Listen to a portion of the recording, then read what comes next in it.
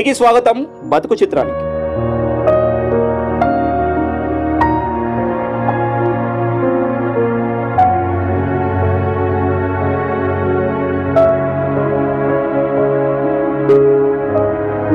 బడుగు జనాల పాలిట సంజీవనిగా పేరుపడ్డ పథకం 104 హెల్త్ స్కీమ్.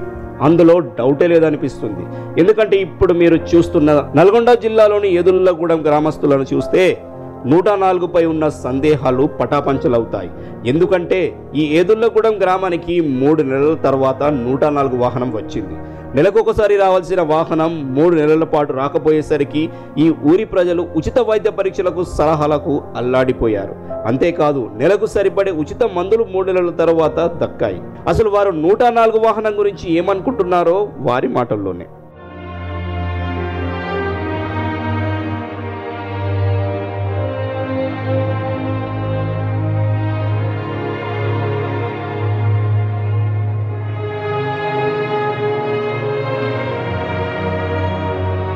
కాళ్ళ నొప్పులు, దగ్గు, దమ్ము, నెత్తి మెడలు గుంచుతాయి, అరికాళ్ళ మంటలు. ఇగో ఈ ప్రాబ్లం ఉంది నాకు. దూరం పోవాలంటే మా వల్ల లేవు, డబ్బులు లేక పోస్తట్లేదు, ఇబ్బంది అవుతుంది. ఇవి వస్తేనే మాకు మేలనే. ఇప్పుడు ఈ 2 నెలలు రాకపోతున్నా మేము ఊరికే అధ్యక్షులు నువ్వు అడుగుతా ఉన్నాం. నాకు బీపీ ఉంది, పల్సర్ ఉంది, నాకు గోళీలకు తక్లీఫ్ ఉంది. ఈ కాలం పోయింది. నా కొడుకులు ఏమి ఇప్పుడు తేవాలంటే పైసలు లేవంటారు. మరి 3 నెలల సంది గోళీలు తెచ్చలేరు. కాలం పోయింది. అంత ముసలోళ్ళం అంతా ఎక్కడ పోవాలి? ఎండ కదా తట్టుకుంటలేము. మాకు ఎటువాడి గోళీలు రావాలి, అంబులెన్స్ రావాలి, మాకు బండి ఖచ్చితంగా రావాలి. రాకుంటే ఇప్పుడు 3 నెలల సంది ఎదురు చూసుకుంటా కూర్చున్నాం. ఇడ వస్తలేరు. ఇవాళ వచ్చిర్రు. మాకు చాలా మంది నడవకుండా కూడా ఉండ్రు. ఒలిగొండ పోవాలన్నా భువనగిరికి పోతే భువనగిరికి పోయినా 2 గోళీలు ఇస్తారు, ఒలిగొండ పోతే 2 గోళీలు ఇస్తారు. మా ఊరికి వచ్చిర్రు అంటే 10 గోళీలు నెలల మందులు ఇచ్చిపోతారు. మాకు అందరికీ మంచిగా ఉంటుంది. కానీ ఏడుగు పోయినా మాకు 2 గోళీలు ఇస్తారు, ఇంకా మలుతున్నాం. ఎంతకని మేము తట్టుకుంటాం? మాకు ఎటువంటి ఖచ్చితంగా బండి రావాలి, మాకు ఇవ్వాలి. ఎప్పుడైనా తోలియాలి. 3 నెలల నుంచి తక్లీఫ్ అవుతుంది. ఇంట్లో పుట్టి కూర్చొని లేచిపోయి ఒలిగొండ పోవాలంటే పైసలు లేవా, వనగిరి పోవాలంటే పైసలు లేవా. కాలం పోయింది సారు. మాకు చాలా తక్లీఫ్ అవుతుంది. శాతగానంలో లేదన్నా 50-60 మంది ఉన్నాం. ఎక్కడ పోవాలి సారు? మందులకు చాలా కష్టం అవుతుంది. కాలం పోయింది, కరువు వచ్చింది. మీరే కనిపెట్టి బండిని పంపించాలి నెలకు. ఇప్పుడు 3 నెలల నుంచి బండి రాలేదు సారు. మాకు మస్తు తక్లీఫ్ అవుతుంది సారు. చూడు, దయించురు మీరు.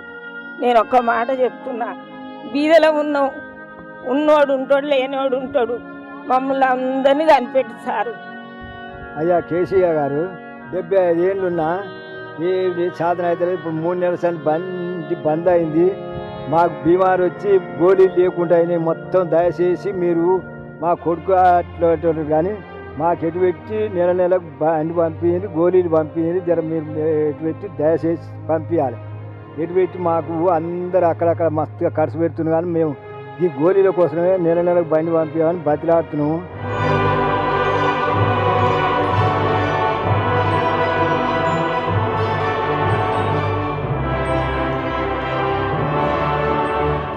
మాకు ఎందుకంటే ఇబ్బంది అవుతుంది. ఇక బస్సు కారు అది లేదు మాకు సౌకర్యం.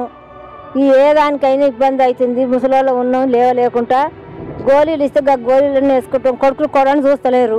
బండి వస్తలేదు 3 నెలల సంది. ఎందుకని మరి? చాలా జీతాల కోసమా? మీరు జీతాలు ఇయ్యకనా? వాళ్ళు బతకాలి, మేము బతకాలి. మీరు ఎందుకైతే తెలుగుదేశం ఒంటరి, ఆ దేశం ఒంటరి, మేము పంపిస్తాం ఒంటరి. ఏ దేశం లేదు. మమ్మల్ని ఇబ్బంది పెడుతుర్రు. కొడుకులు పడతలేరు. మరి ఎట్లా చెయ్యం? ఎట్లుండవు? మీరు పంపించక 3 నెలల సంది అవకోరిస్తున్నాం. లేకుండా ఇంకా ఇంత మీరు రాక ఉంటే మాత్రం పరిశాన్ అవుతుంది మా ఊరంతా. మరి మేము ఏం చేయాలి? ఎవరిని అడగాలి? మేము మీకు ఓటేయలేదా? మీరు ఎవరితో గెలిచిండ్రు? మీరు ఎట్లా అనుకుంటున్నారు? మీ అందాదకి ఎప్పుడు ఏమన్నా ఓటు పడ్డదాకనే మేము అని అంటారు. ఓటు పడ్డాకనే పోయి మీ ఎన్నో కూర్చుంటారు. మరి మేము ఎట్లా బతకాలి? గవర్నమెంట్కు మాకు నెల వచ్చి టాబ్లెట్ ఇవ్వాలి. ఇవ్వకపోతే మాత్రం మళ్ళీ గిట్నే దుమ్మలు కొట్టి ఎన్నడో ఓ నెలకు వచ్చి ఓ నెలకు రాకపోతే మాత్రం మీ వ్యాన్ కూడా మళ్ళీ మీకు రాదు. ఈ మందులు లేక నాకు ఒక్కడే కొడుకు, బిడ్డలు లేరు. బీమారి, కాళ్ళ నొప్పులు, పండ్లు గుంజుడు ఒకటే బువ్వ తిన బుద్ధి అవుతలేదు. దవాఖాన పోయి తెచ్చుకుందామన్నా లేవు సారు. ఏం చేయాలి? ఇక అట్లనే ఇంకా వస్తలేరు రైతులు 3 నెలల సంది ఇక నెలకు వచ్చి మాకు మందులు ఇచ్చుకోవాలి అంటున్నాం అంతే కోరుతున్నాం. ప్రతి నెల గ్రామాలు దర్శించి 104 వాహన సిబ్బందికి గ్రామస్తులకు చక్కటి సంబంధ బాంధవ్యాలు ఏర్పడుతున్నాయి. ప్రజల ఆరోగ్యం కోసం వారు తప్పిస్తుండటంతో ఈ వ్యవస్థపై ప్రజల్లో నమ్మకం పెరుగుతుంది. సిబ్బంది కూడా అంతే. ఎన్ని కష్టాలు నష్టాలున్నా గ్రామస్తులకు సేవ చేయడానికి వారు ఏనాడు వెనకాడలేదు. కానీ ప్రభుత్వం మాత్రం అలా ఆలోచించడం లేదు. మాకు ఇక్కడ కూడా మాకు ఫార్మసిస్ట్కు చాలా ఇబ్బందులు ఉంటున్నాయి. ఇందులో మేము ముఖ్యంగా ఏంటంటే అన్ని రకాల మందులు లేక ఇబ్బందులు పడుతున్నాం. పేషెంట్లతోటి అన్ని రకాల మందులు ఇప్పించగలరని కోరుకుంటున్నాం. మేము 104 వాహనాల సిబ్బంది గ్రామాల్లో వైద్య సేవలు అందించేటప్పుడు వారితో స్థానిక ప్రాథమిక ఆరోగ్య కేంద్రంలో పనిచేసే అవుట్సోర్సింగ్ ఏఎన్ఎంలు కూడా ఉంటారు. వీరు గ్రామస్తులకు బీపీ షుగర్ పరీక్షలు చేయడం జరుగుతుంది. వారు వారి పిహెచ్ విధులతో పాటు 104 సిబ్బందితో కలిసి పని చేయాల్సి ఉంటుంది. ఈ అవుట్సోర్సింగ్ ఏఎన్ఎంలకు కూడా జీతాలు సరైన టైంకు రావడం లేదు. మాకు వచ్చే జీతంతో మేము పిఎస్సి నుండి ఇప్పుడు 30-40 కిలోమీటర్స్ పోయి డ్యూటీలు చేసుకోవాలంటే ఇది పెరిగే ఖర్చులు వేతనాలు ఖర్చులు పెరుగుతున్నాయి కాబట్టి బతకాలన్నా ఇబ్బందిగా ఉంటుంది. పిల్లల ఫీజులకైనా దేనికైనా కానీ ఆరోగ్యపరంగా మేము ఆరోగ్య సేవలు అందించాలి. కానీ మేమే ఈ పనులు చేయలేక మేమే అనారోగ్య పాలవుతున్నాము. కాబట్టి కొంచెం మమ్మల్ని కూడా దృష్టిలో పెట్టుకొని రెగ్యులర్ చేసి మాకు కనీస వేతనాలు చెల్లించాలి. అలవెన్సెస్ అయినా కానీ మాకు పిఎస్సికి అందుబాటులో ఉండేలాగా విలేజెస్లు అయినా కానీ ఈ అవుట్ రీచ్లు అయినా కానీ కొంచెం చూసి ఫెసిలిటీ ఉండేలాగా చేయమని కోరుకుంటున్నాను.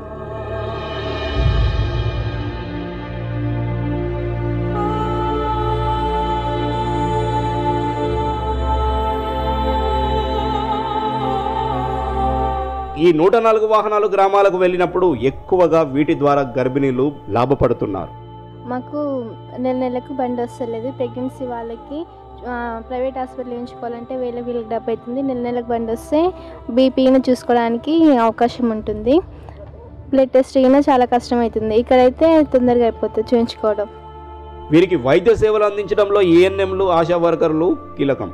కానీ వారు కూడా అనేక సమస్యలతో సతమతమవుతున్నారు. మేము చేసే పనికి వేతనం తక్కువ, మేము చేసే పని ఎక్కువ, వేతనం తక్కువ. అదే మేము ఏమనుకుంటున్నామంటే పని తగ్గట్టు పారితోషికం ఇవ్వాలి. ఆశా కార్యకర్తగా పనిచేస్తాను. మాకు ఎన్నో ప్రాబ్లమ్స్ ఉన్నాయండి. బండి రెగ్యులర్గా రావట్లేదు. మధ్యన ఖరాబ్ అయ్యి 2-3 నెలలు ఆగిపోతే ప్రజలు ఇబ్బందులు పాలవుతున్నారు. సరిగా మెడిసిన్ కూడా అందట్లేదు. మెడిసిన్ కూడా సరిగా రావట్లేదు. మాకు పనిని బట్టి పారితోషికం అంటూ ఇస్తున్నారు. కానీ అది కూడా ఎప్పుడు రెగ్యులర్గా రావట్లేదు. నెలకోసారి 2 నెలలకోసారి 3 నెలలకోసారి ఇట్లా గ్యాప్ అవ్వకుంటూ వస్తుంది. మాకు చాలా ఇబ్బందులు ఉన్నవి. కాబట్టి రెగ్యులర్గా మాకు పర్మనెంట్ చేయాలని అవుట్సోర్స్ కింద 2006 నుండి చేస్తున్నాం. మేము 10 సంవత్సరాలు అవుతుంది. ఇప్పటి వరకు పనిని బట్టి పారితోషికం మేము 150 నుంచి ఇప్పుడు కనీసం 2000 వరకు పనిని బట్టి పారితోషికంగానే చేస్తున్నాము. మాకు రెగ్యులర్ జీతాలు రావాలని కోరుతున్నాము. 104 వాహనాలు ప్రారంభమైనప్పుడు ఒక్కో వాహనానికి ఒక డాటా ఎంట్రీ ఆపరేటర్ ఉండేవారు.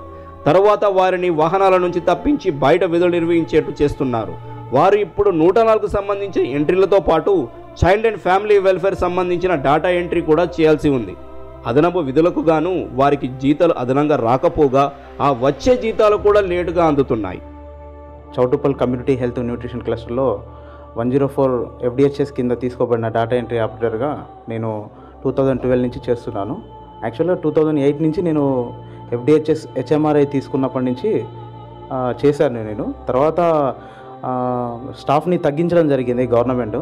ఆ గవర్నమెంట్ ఏదైతే స్టాఫ్ని తగ్గించిందో 2012లో రూల్ ఆఫ్ రిజర్వేషన్ ప్రకారం తీసుకున్నప్పుడు నేను చౌటుప్పల్ క్లస్టర్కి వచ్చాను. చౌటుప్పల్ క్లస్టర్కి వచ్చినప్పటి నుండి మేము యాక్చువల్గా చేయాల్సిన 104 FDHS సర్వీస్ ఏవైతే ఉన్నాయో ఆన్లైన్ డాటా ఎంట్రీ దాని వర్క్ పూర్తిగా తగ్గిపోయి అదనంగా వేరే భారం ఎక్కువైపోయింది మాకు. MCTS కానీ HMIS కానీ RBSK కానీ TB కానీ ఇతరత్ర వర్కులు చాలా ఎక్కువైపోయినాయి మాకు. యాక్చువల్గా మేము చేయాల్సిన పని కంటే ఒక 2-3 పని కూడా మా మీదనే భారం పడుతున్నది. మాకు ఇచ్చే శాలరీస్ మాత్రం చాలా తక్కువ. ఒక 4th క్లాస్ ఎంప్లాయీకి ఎలా అయితే శాలరీ ఇస్తున్నారో అలాంటి శాలరీ మేము తీసుకోబడుతున్నది. ఒకప్పుడు 104 విభాగంలో తగినంత మంది ఉద్యోగులు ఉండేవారు. పొదుపు చర్యలో భాగంగా వారి సంఖ్యను కుదించారు. దాంతో 200 మంది వరకు ఉద్యోగాలు కోల్పోయారు. మరో 150 మంది వరకు ప్రాథమిక ఆరోగ్య కేంద్రాలకు బదిలీ అయి విధులు నిర్వహిస్తున్నారు. వారికి కూడా ఉద్యోగ భద్రత లేదు. గ్రామీణ ప్రజలకు ఉచితంగా మందులు ఇచ్చే ఉద్దేశంతో 104 పథకాన్ని అప్పటి ముఖ్యమంత్రి వైఎస్ రాజశేఖర రెడ్డి ప్రారంభించారు. ఆరోగ్య రంగానికి చెందిన ఎన్నెన్నో సంస్థల ప్రశంసలు, అవార్డులు, రివార్డులు పొందిన సంస్థగా ఇది నాడు రూపుదిద్దుకుంది. ఇప్పుడు ఆ పరిస్థితి లేదు. దీన్ని కాపాడాలని కోరుతున్నారు సిబ్బంది. నేను సూర్యాపేట నుంచి చోటుపల్లికి అప్&డౌన్ చేస్తాను అండి. మాకు శాలరీ రాక 5 నెలలు శాలరీ రావట్లేదండి. ఆ శాలరీ కూడా వచ్చేటప్పుడు కూడా మాకు 2 మంత్స్ చేస్తారు, మొత్తం వేయట్లేరు. ఆ 2 మంత్స్ శాలరీ కూడా మాకు బడ్జెట్ సరిపోవట్లేదండి. మాకు ఇప్పుడున్న రేట్లకి నాకున్న ఛార్జీకి బస్ ఛార్జీలకే సరిపోతుందండి. నాకు పాప ఉంది, పాప కూడా మాకు హాస్పిటల్ తీసుకోవాలన్నా ఫీజు కట్టాలన్నా కూడా ఎటువంటి బడ్జెట్ సరిపోవట్లేదు నాకు.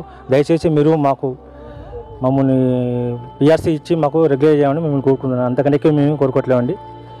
మాకు నెల శాలరీ వచ్చేటట్టు చూడండి అండి. 1000-2000తో అయ్యే రిపేర్లను కూడా చేయించకుండా ఈరోజు వాహనాలను మూల పెడుతున్నారు. వాస్తవానికి మన తెలంగాణ రాష్ట్రంలో ఇంకొక 50 వాహనాలు కనుక అంటే సుమారు మొత్తం 250 వాహనాలు ఉన్నట్టయితే ఈ సర్వీస్ను ఇంకా బ్రహ్మాండంగా నడిపించేటువంటి అవకాశం ఉంది. కాంట్రాక్ట్ అవుట్సోర్సింగ్ అనేటువంటి వ్యవస్థను మరి గౌరవ ముఖ్యమంత్రి కేసీఆర్ గారు ఖచ్చితంగా మనం తొలగిస్తామన్నారు. మరి ఇప్పటికీ సంవత్సరం అవుతుంది, ఇవాళ మాకు కనీస వేతనాలు లేవు, మరి ఇప్పటికీ 3 నెలలకి వెళ్ళి జీతాలు లేవు, ఎట్లాంటివి లేవు. కాబట్టి తక్షణమే మరి ప్రభుత్వం స్పందించి మా యొక్క డిమాండ్స్ని నెరవేర్చి ఉద్యోగులందరూ కూడా రెగ్యులరేషన్ చేయాలన్నటువంటి మా ప్రధానమైనటువంటి డిమాండ్. గ్రామీణ ప్రాంతాల్లో సంజీవనిగా ప్రాణం పోసిన 104 ఇప్పుడు అంపశయ్యపై చికిత్స కోసం ఎదురు చూస్తుంది. అరకుర మందులతో ఈ సంజీవిని బక్క చిక్కిపోయింది. వైద్యం చేయాల్సిన సర్కారు వెంటనే స్పందించాలి. ప్రజా ఆరోగ్యానికి భద్రత కల్పించాలి. 104 వాహనము 100 ఏళ్ల పాటు ఇచ్చే దీవెనలు ఇచ్చే వాహనంగా మారాలని మనందరము కోరుకుందాము.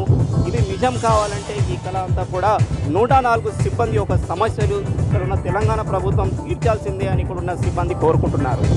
ఇది ఈ వారం 104 సిబ్బందిపై బ్రతుకు చిత్రం. తిరిగి వచ్చే వారం మరో ఎపిసోడ్లో కలుసుకుందాం. టిల్ దెన్ కీప్ వాచింగ్ సాక్షి టీవీ.